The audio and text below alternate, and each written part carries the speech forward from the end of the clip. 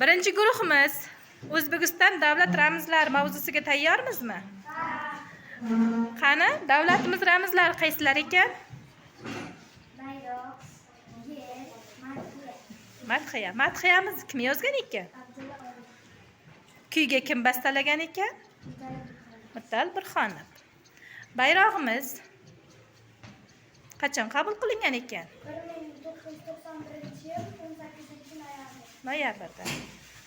Bayroqqa ta'rif bera olamizmi? Bayrog'imiz ko'k rangi osmonimizni eslatadi. Yashil rangi yam-yashil o'tlarimizni. Qizil rangi tomirimizdagi oqayotgan qizil qonimizni. 12 ta yulduz, 12 ta viloyatimizni. Barakalla. Qani, yana kim qo'shimcha qiladi? 1991-yil 1-sentyabr kuni O'zbekiston mustaqillik kuniga erishgan. Mustaqillikka erishganimizdan keyin mana shu davlatimiz ramzlariga ega bo'lganmiz. Barakalla bolajonlar. Taqdimotimiz juda zo'r o'tdi. Qarsoq chalib qo'yamizmi qolgan guruhlar?